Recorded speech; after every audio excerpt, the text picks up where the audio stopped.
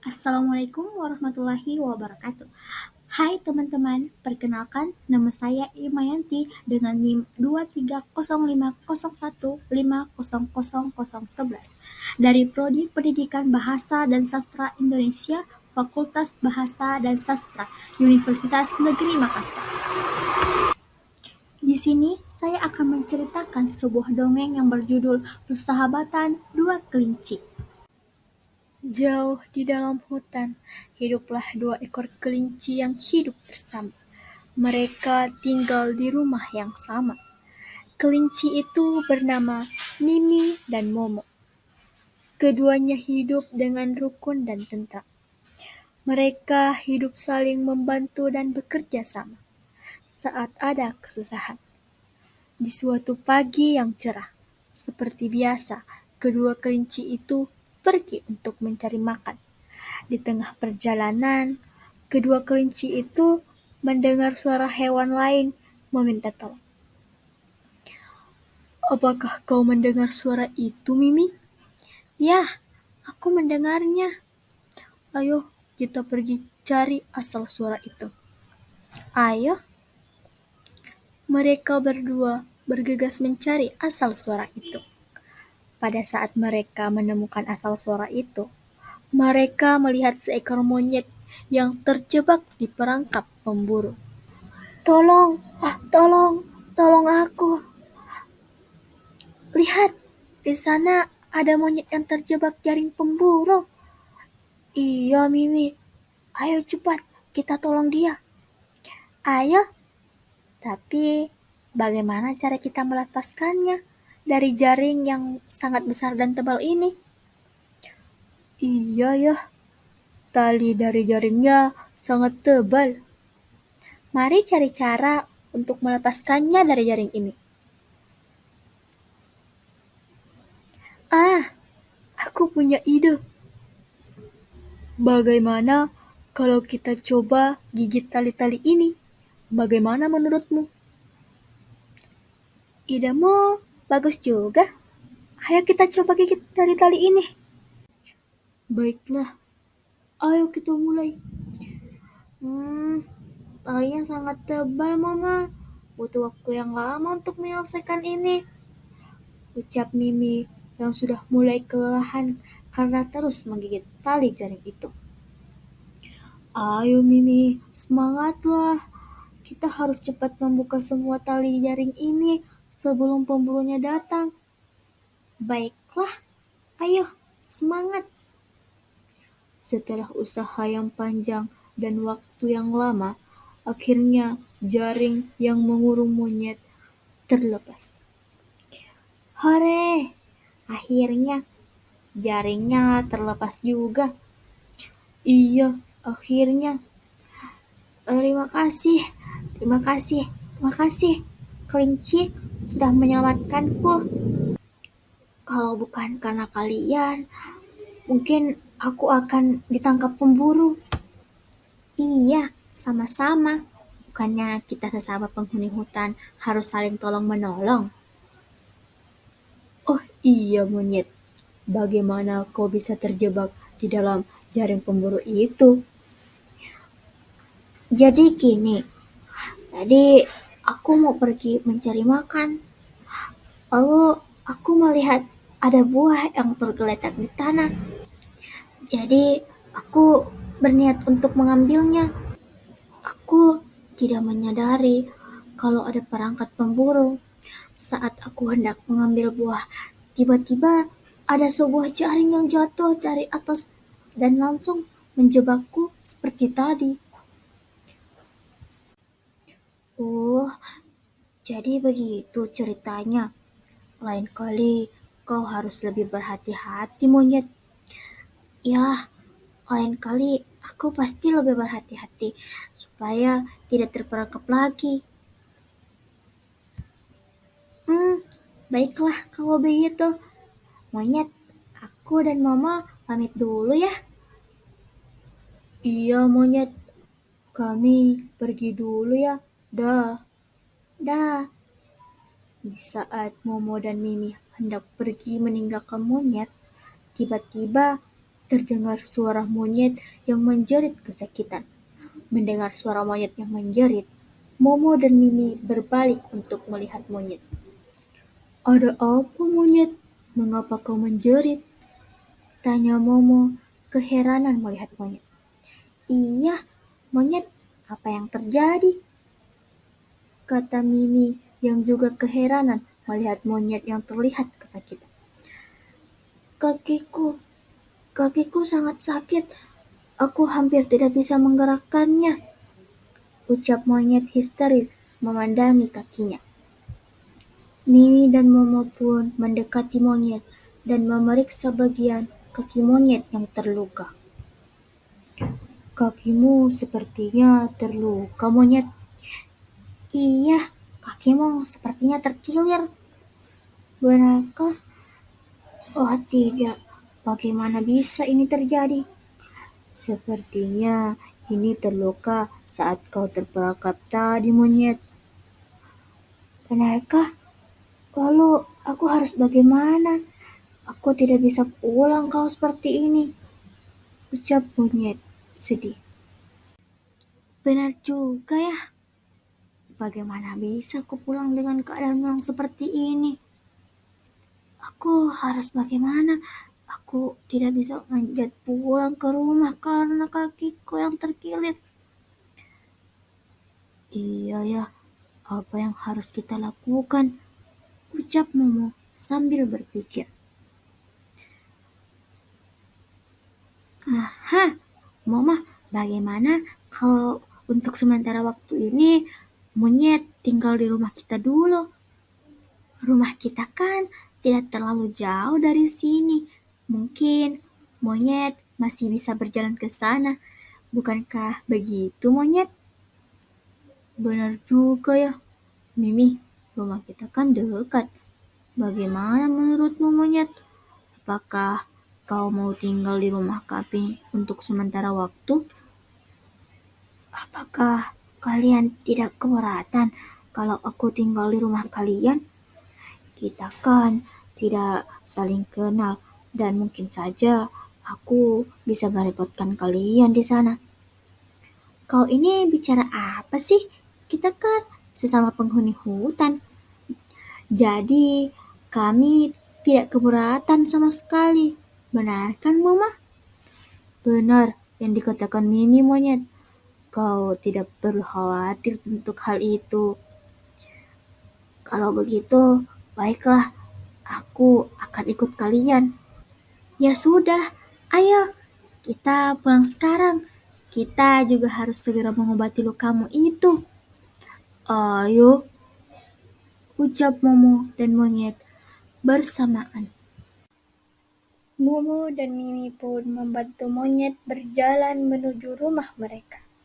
Walaupun agak kesusahan karena ukuran tubuh monyet yang lebih besar ketimbang Momo dan Mimi, tapi mereka tetap berusaha. Selang beberapa waktu, akhirnya mereka sudah sampai di rumah. "Akhirnya kita sudah sampai. Ayo masuk." "Ayo, untuk sementara waktu kau beristirahatlah di sini." Baiklah. Terima kasih sudah mau merawatku." "Iya, monyet. Ayo sekarang berbaringlah agar aku bisa mengobatimu." "Baiklah." Mimi pun mulai mengobati luka monyet. Setelah selesai, Mimi pun merapikan perlengkapan yang dia pakai. Di sisi lain, Momo sedang menyiapkan makanan untuk monyet. "Monyet, ini makanan untukmu. Kau pasti lapar. Makanlah ini. Setelah itu, kau istirahatlah."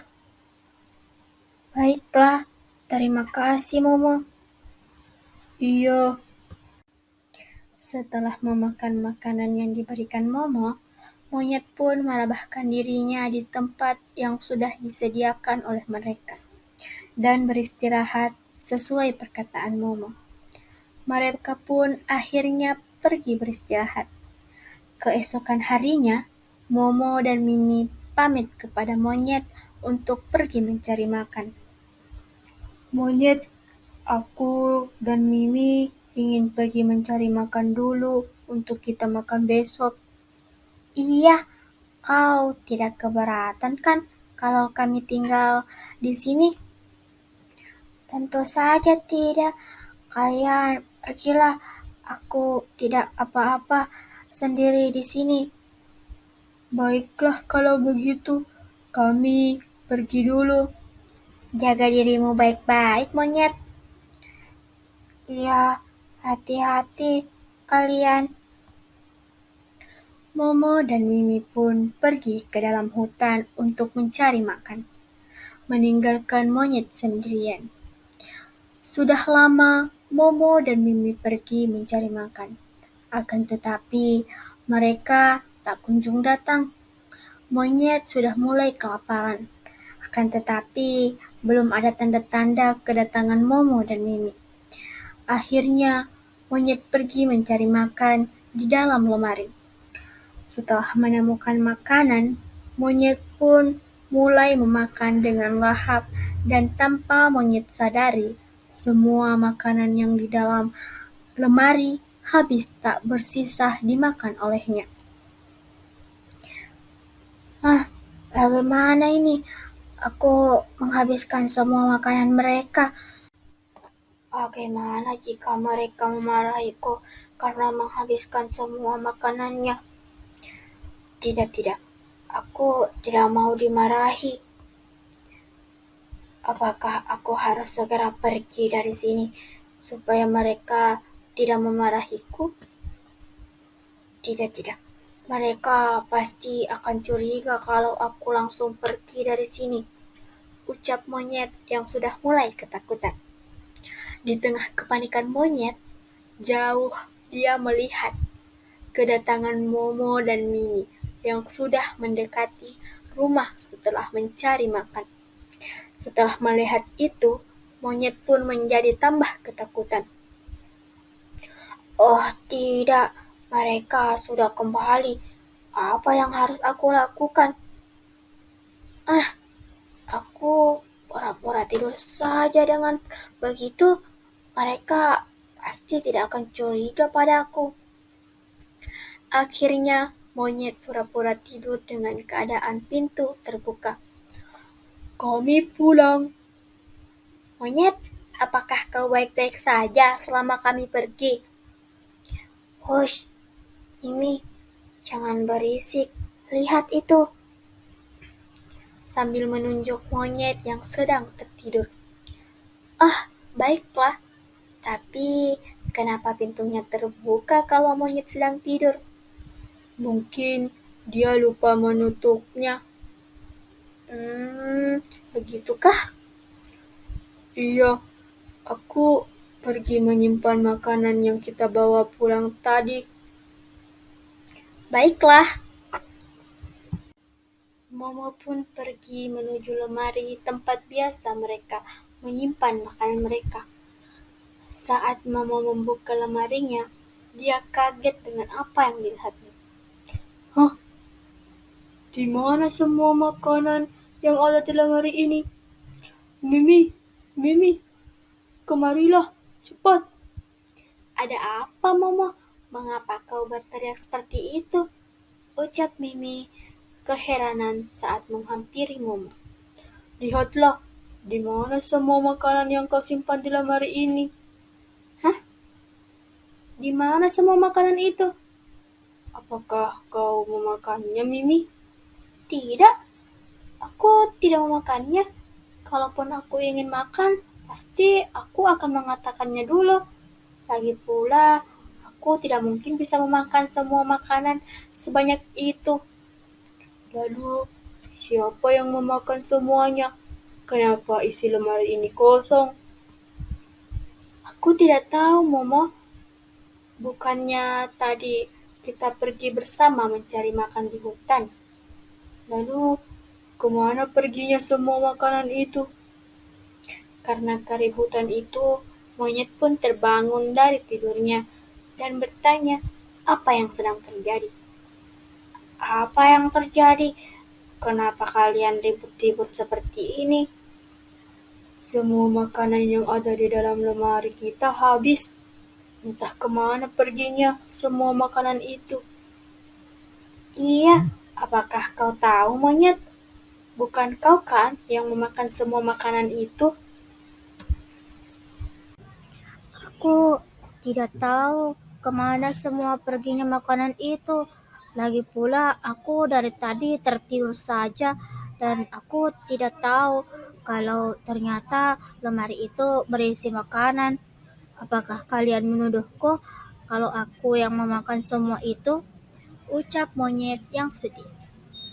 Tidak, monyet, bukan begitu. Aku hanya bertanya karena hanya kau yang ada di rumah saat kami pergi ke hutan tadi. Tapi bukan aku yang mengambilnya. Kalau bukan kau dan Mimi, berarti saat kau tidur ada pencuri yang masuk dan mengambil semua makanannya. Ah, benarkah? Siapa sih yang mengambil makanan kita gitu aja? Apa dia tidak tahu kalau itu hasil kerja keras kita? Ucap Mimi murka. Iya, karena waktu kita sampai rumah bukannya pintu terbuka lebar tadi. Iya, benar juga. Tapi siapa yang mencuri makanan kita? Sudahlah, tidak usah dipikir. Sudah terlanjur juga kan makanannya hilang. Maaf, aku tadi sangat mengantuk, jadi aku lupa untuk menutup pintu. Mungkin kalau aku menutup pintunya, makanan kalian tidak mungkin hilang seperti ini. Sudah, tidak apa-apa. Besok bisa cari makanan lagi kok. Benar, monyet, tidak usah merasa bersalah. Ini bukan salahmu kok. Iya, Mimi. Untung saja mereka tidak tahu itu aku. Kalau mereka sampai tahu, mereka pasti akan marah besar kepadaku. Ucap monyet dalam hati yang merasa lega karena tidak ketahuan. Keesokan harinya, monyet sudah merasa sehat, jadi dia berpamitan kepada Momo dan Mimi. Momo, Mimi, aku sekarang sudah sehat dan bisa berjalan lagi. Jadi aku akan pulang ke rumahku. Apakah benar kakimu sudah sembuh? Iya, kau tidak perlu terburu-buru untuk pergi dari sini. Iya, kakiku sudah tidak sakit lagi dan sekarang aku merasa sangat kuat. Terima kasih sudah merawatku selama beberapa hari ini ya. Baiklah kalau begitu. Jika itu maumu untuk pulang, aku izinkan. Tapi kau harus sering berkunjung ke sini. Benar, itu jangan sungkan untuk datang kemari. Pintu kami terbuka lebar untukmu. Tentu saja aku akan datang lagi. Dah, dah, hati-hati ya. Monyet pun pergi meninggalkan rumah mereka dan kembali ke rumahnya.